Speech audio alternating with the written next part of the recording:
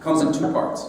The first part is an ode to home, that place, or more honestly, that state of mind that warms us, comforts us, makes us feel we belong. And the second part I want to share is about ethical culture's commitment to erase the scourge of homelessness and to nurture meaningful lives full of the opportunity to feel at home. So I'm going to begin with a selection from Kenneth Grahame's Wind in the Willows, Chapter 5, Dulce Domum, which means, Latin scholars, Sweet home. Sweet home. It's about rat and mole returning. They were returning across country after a long day's outing with Otter, hunting and exploring the wide expanses where certain streams, tributary to their own river, had their first small beginnings. And the shades of the short winter day were closing in on them, and they had still some distance to go. They found a beaten track that made walking a lighter business, and responded, moreover, to that small, inquiring something which all animals carry inside them, saying unmistakably, "Yes, quite right. This leads home." "It looks as if we're coming to a village," said Mole, somewhat dubiously, slackening his pace as the track that had in time become a path and had developed into a lane now handed them over to the charge of a well-metalled road. The animals did not hold with villages, and their own highways, thickly frequented as they were, took an independent course regardless of church, post office, or public house. "Oh, never mind," said Rat. "At this season of the year, they're all safely indoors by this time, sitting round the fire, men, women, and children, cats and dogs and all. We shall slip right through without any bother or unpleasantness, and we can have a look at them through their windows, if you like, and see what they're doing." The rapid nightfall of mid-December had quite beset the little village as they approached it on soft feet over the first thin fall of powdery snow. Little was visible but the squares of a dusky orange-red on either side of the street, where the firelight or lamplight of each cottage overflowed through the casements into the dark world without.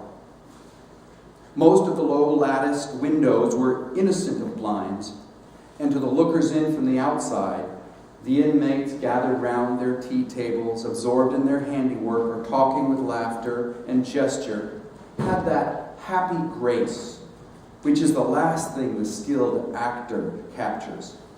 The natural grace which goes with perfect unconsciousness of observation. Moving at will from one theater to another, the two spectators, so far from home themselves, had something of wistfulness in their eyes as they watched a cat being stroked, a sleepy child picked up and huddled off to bed, or a tired man stretch and knock out his pipe on the end of a smoldering log. But it was from one little window with its blind drawn down, a mere transparency on the night, that the sense of home and that little curtained world within walls, the larger stressful world outside, nature, shut out and forgotten, most pulsated. Close against the white blind hung a bird cage, clearly silhouetted, every wire, perch, and appurtenance, distinct and recognizable, even to yesterday's dull-edged lump of sugar. On the middle perch, its fluffy occupant, head tucked into its feathers, seemed so near to them as to be easily stroked had they tried. Even the delicate tips of his plumed-out plumage penciled plainly on the illuminated screen. As they looked, the sleepy little fellow stirred uneasily, woke, shook himself, raised its head. They could see the gape of his tiny beak as he yawned in a bored sort of way, looked around, and then settled his head back in again. Then a gust of bitter wind woke them. In the back of the neck, a small sting of frozen sleep woke them from a dream. They knew their toes to be cold and their legs tired and their home a distant, weary way. Love that picture. So Mole finds his burrow, and he and Rat go in, and they lie down, and the narrative continues as Mole looks around his modest home. He saw clearly how plain and simple, how narrow even it all was, but clearly, too, how much it all meant to him, the special value of some anchorage in one's existence. He did not at all want to abandon the new life and its splendid places, to turn his back on sun and air and all they offered him, and creep back into his home and stay there. The upper world was still too strong. It called to him still, even down there, and he knew he must return to the larger stage. But it was good to think that he had this to come back to, which was all his own, all the things which were so glad to see him again, and could always be counted upon for the same simple welcome. That same simple welcome, that's home. It draws us, it warms us, and it comforts us. When we're denied it, when we're too far away from home for too long, we feel it in our chest and in our hearts. This poignant pain that arises from homesickness is universal. Maya Angelou writes, "The ache for home lives in all of us, the safe place where we can go as we are and not be questioned." To be as we are, not to be questioned. It can be the one place where we are alone, but we don't feel alone, where we feel safe, secure, private, and at one with the world. Because out there in the big wide world, it can be scary, cold, and dangerous. And all of our cultural archetypes share that with us. It was cold and dark and dangerous for Mole and Rat as they headed home. It was certainly dangerous for Harry Potter when he tried to get back to his new home at Hogwarts. And Oz was very dangerous for Dorothy as she got ready to clip the heels of her ruby slippers. And all of these archetypes remind us deeply about that shared reality that there is no place like home. Now, I felt that more this year than in the past, and I know it was worse for sailors who leave for months on end and yearn for that safe harbor and the embrace of their loved ones. But the handful of nights I spent in Philadelphia away from my family did help me feel motivated to explore the ache for home. Now, it's a cliche to say that absence makes the hearts grow fonder, but there's some truth in it. I know that I'm more grateful than ever for my home. Both those small little things that I get used to having around, and for a family that not only accepts my trips away, but encourages me because they know me and they know my work. Now, I'm grateful to say that this new routine of coming to Philadelphia from Washington is made easier because I feel so at home here at the Ethical Humanist Society. It did so in 2005 when I came here for the first time as a member of the American Ethical Union Planning Committee. It felt that way 2 years ago when I was an intern here. And I felt that during those times that this community home fit me like an old slipper. It's comfortable. It feels right. I feel I belong. When you think of home that way, you know that it's not simply a place where you regularly sleep. Now, unfortunately for some, the place where they sleep does not offer them comfort or home or warmth or safety. If there's abuse, neglect, or violence at home, there's no comfort or belonging, and people have to look elsewhere for comfort and warmth. When the storms of life break into our private refuge, where do we go? One of my favorite Prairie Home Companion narratives by Garrison Keillor is about his growing up in Minnesota, where he says that the storms came so quickly there that children who went into the city to school, who lived out on the farms, could easily get stranded. So they were all assigned a storm home where they could go for the night. And Keillor talks about how while he never actually went to a storm home, it was important for him to have one. It became in his mind a secret, safe place where a kind, welcoming, elderly couple were busy cooking cookies for him, waiting his arrival. It was always there for him. That's a state of mind. My wife and I are reminded of the state of mind that home can be when we listen to a Billy Joel song, very romantic. You're my home, some of you know it. Well, I never had a place that I could call my very own, but that's all right, my love, because you're my home.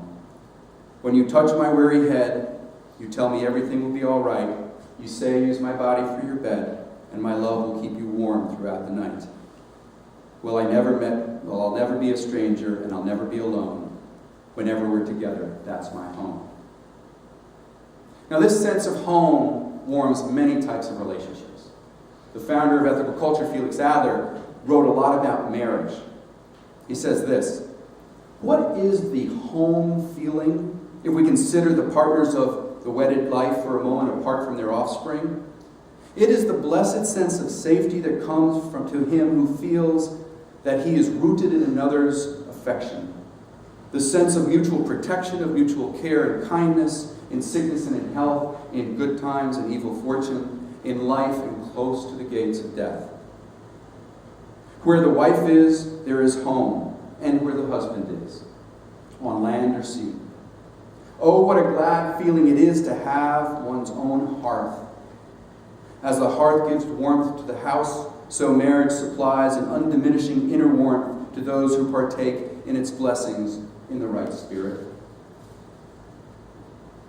Today's ethical humanist knows that this hearth can warm many types of relationship.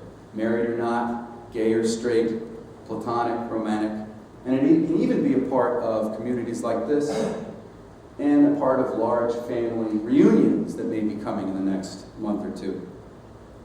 I know many of you will feel that sense of home when holidays bring you together. Some of you will be heading back home. Others will be opening their doors to your own family members and friends.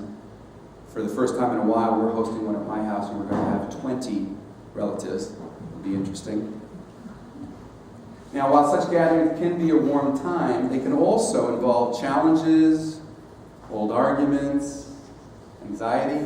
Anybody worried about that? It can test our ease of safety and comfort about home in navigating these swirling family streams. The warm, fuzzy feelings can feel far away now and then, or they can be wrapped up in unresolved tension. I know that.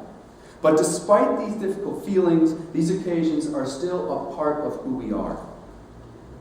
Our family and our home is where our story starts, and it's where we belong. One of my favorite films, which is great, if you have anxiety about the oncoming holidays, watch Home for the Holidays with Polly Hunter. After a particularly explosive Thanksgiving meal, she tries to reunite with her sister Jo, and Jo says, look, the siblings just don't like each other. Why do we bother getting together? And Holly replies, well, we don't have to like each other, Jo. We're family. What I think she means by that is that family and home is more than just ease and comfort. It runs deeper than that. It reminds us of where we come from and where we hope to go. It reminds us of roads not taken, of habits not broken. It reminds us that the story of our life is inextricably bound up with those whom we share at home and whom we share memories. And that means a lot, whether we like it or not. In all that mixed up joy and frustration and pain and comfort, we create ourselves and our life and our story. And it's part of this big picture. For me, part of the ache of home is part of a larger existential ache. With every year, home is a container that so many memories get piled. And these memories remind me of the passing of time. They bring back my beginnings and they caution me that things don't last forever. Not my childhood, not the childhood of my children. And while they warm my very core, from these memories will arise a sort of sweet, subtle sadness that's wrapped in love. When my parents were still alive, during the course of a holiday visit home, I'd always run into some souvenirs of my childhood. That old toy that you pull out of a drawer and roll in your hand, and all these memories come back, good and bad, about when you played with it and when your brother took it and hid it from you. And I won't go into that. But from those good and bad feelings come the frames of my life. take a deep breath, and brush the dust off the toy, and put it back in the drawer. Time becomes poignantly clear to me in those moments. Now, since my parents died, the closest thing I have to a home is a summer house in Canada where my family used to go. And for years, I remember being struck by how wistful I felt when I arrived there. Only recently I figured out what it was about. Because every summer as a kid, you see, the worst day of the summer was the last day we were at the Canada house. Because I remember standing on the porch as my parents were packing up the car in the morning sun, and I think to myself, we have to leave. Summer's over. It's over. When I visit that house now, I know it's about summer's gone. It's about loss. It's about days that I can't get back. It's about friends or relatives who've died, whose memories warm me, familiar. But that still aches. Oddly, it's like that sometimes now in my home in Tacoma Park. When my children are off at school or at college or at work, I can feel the ache of day. The home, I'm at my home, but I'm feeling that. And I wouldn't trade that for anything. I've been lucky. Home has always been there for me. And I've learned that it's not just a roof over my head. It's not just comfort. It's meaning. And I'm grateful that my life is richer and more full of love and rooted in a place that I call home. So what does this have to do with ethical humanism? Well, I think it has a lot to do with the inherent worth of every individual, a key value of ethical humanism. I think that one's integrity and dignity is enhanced by having a home, both as a simple shelter, but more importantly as a state of mind. It says to the person, you matter, you belong. Your life has meaning. Home is also where we build some of our closest ethical relationships. Another key value of ethical humanism. It's the center of our web. It's the hub of our wheel of life around which so much revolves. And when I think of one person being without a home, in that way, it feels sad. It feels sadder when I think of children who are homeless. Now, the Department of Housing and Urban Development reported that since 2007, homeless families have increased by 20%. That's even sadder. And the same department says that there are 500,000 Americans homeless in this country.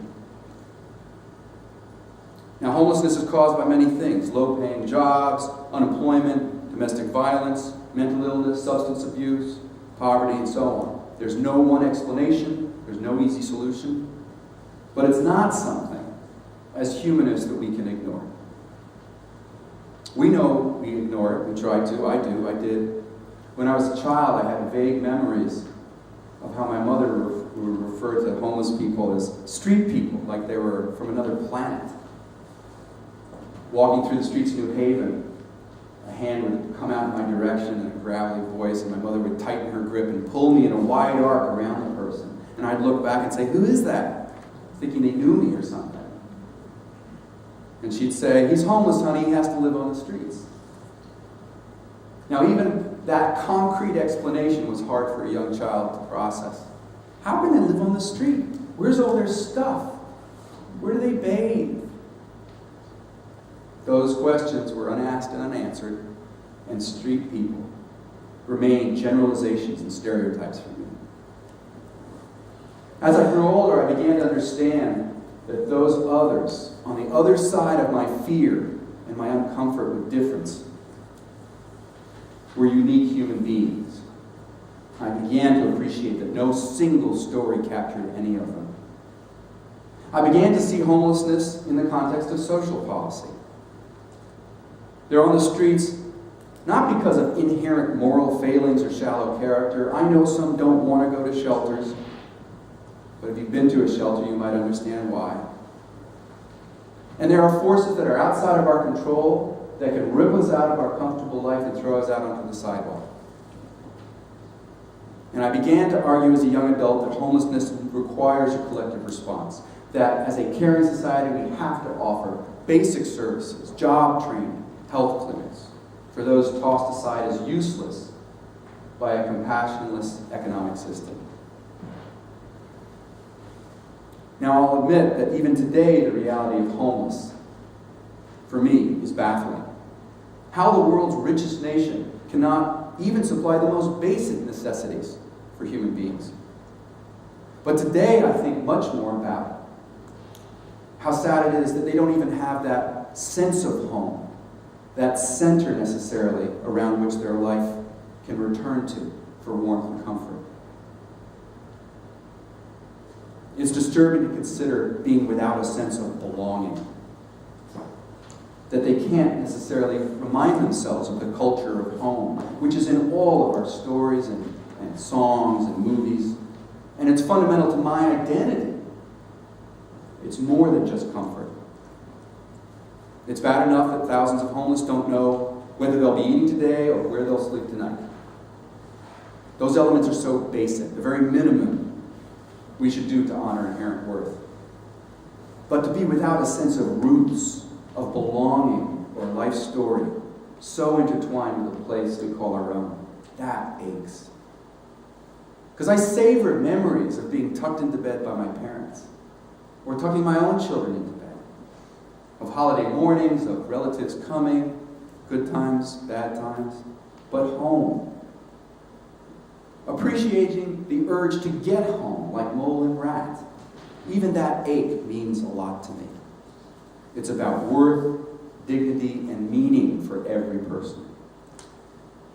So how do we deal with the daily dilemma that comes in the form of an outstretched hands and tired eyes? Ethical humanism demands that we just not ignore it. At least we try to look the person in their eye. We can't just step over them, pretending they don't exist.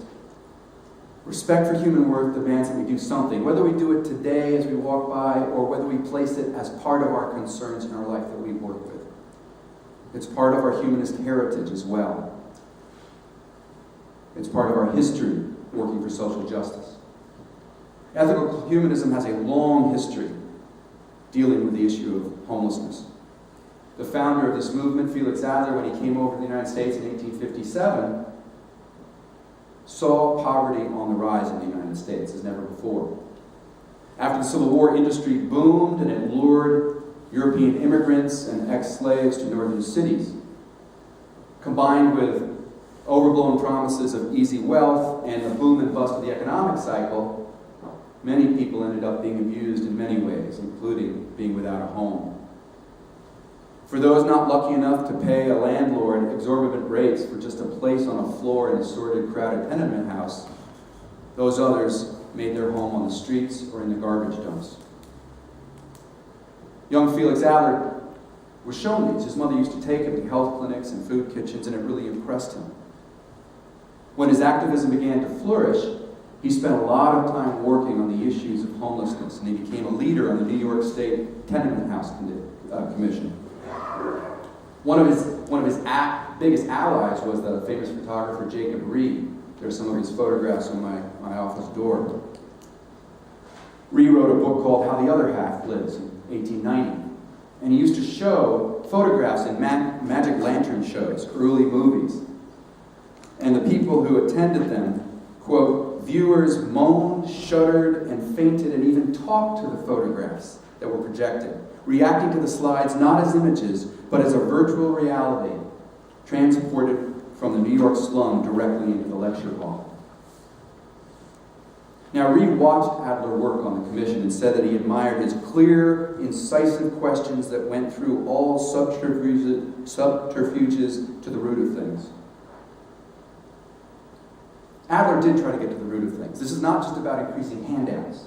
It's about creating a stable foundation for everybody so that they can become contributing members to society. It's about bringing out the best of everybody by providing them the means to do so. Adler helped bring about model low-rent tenements in Lower Manhattan, and he influenced a lot of other people. Another photographer, Louis Hine, who did a lot of work for the U.S. government, added thousands of photographs to to the public record about homelessness and poverty. And he was a teacher at the Ethical Culture School in New York.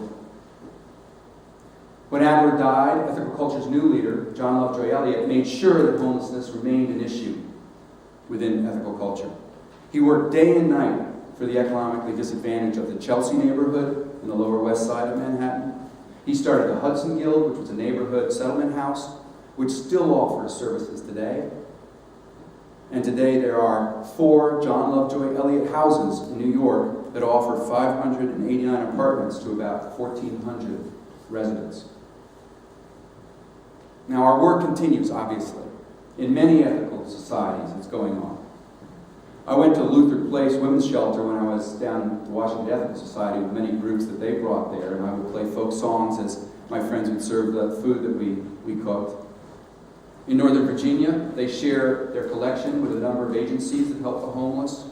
The Asheville group does the same thing, and they adopted a formerly homeless person and furnished his apartment. And he told them, "Thank you, I'm done, now help somebody else." The New York Society has a shelter in their building as part of the city's emergency shelter network. Brooklyn used to have one as well. The Riverdale Yonkers Society works with a dozen men from the South Bronx shelter and brings them for dinner and companionship every Monday night.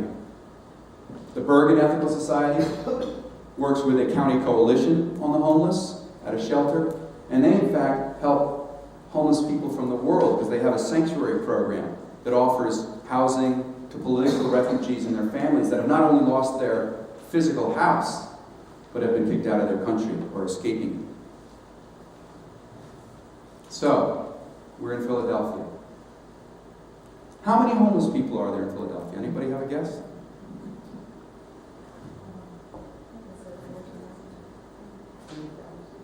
I'm sure there are different numbers. I heard a couple. The one I read, actually in a homeless newspaper that you can see being sold around the city, was 6,000. Wow, I thought there were more. But there are only 1,544 beds, and they're full every night in the city. So while many may not want to be in one of those beds, there's still a great need in the city. I don't know whether the lack of beds is the reason why every time I walk from the 2101 Co-op down to Rittenhouse Square, I see a woman under the archway of the First Presbyterian Church on 21st Street. Her home, quote unquote, some bags, some blankets, and some cardboard that shield her partially from the wind. And I wonder to myself, how many times am I going to walk by her? What's going to happen in the winter? Now, during the winter months is when we here at the Ethical Society have a chance to make a small contribution, to make a slight difference to some people at the Trinity Memorial Church's men's shelter on Spruce Street. I spoke to Terry Neuwirth, who coordinates their volunteers there, and I'm looking forward to working with her over the next few months. It's part of the Community Outreach Partnership, which offers food and shelter to those who need refuge or a safe place or a storm home.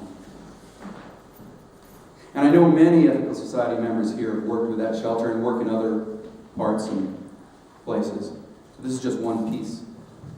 But what I think this offers us, more importantly, is to offer us, those who are serving, as well as those who are served, a way to get to know each other better, to connect as neighbors, to reach out beyond the familiar and the comfortable in an attempt to build an ethical relationship. It's a chance to make Rittenhouse Square more of our sense of home in that broader sense. And maybe it'll make us all feel like we belong here just a little more. For those without a place to call home, for whom getting by day makes it impossible to feel at home, maybe the shelter will let them start their story new. Maybe they can feel more at home. I don't want to pretend this program is more than it is. It's a very modest effort, I know that, but it can be rewarding and it can be a start. So I praise those who have been working, producing food. And I look for more people to get involved. I'm looking for a coordinator for that program for 7 Sundays.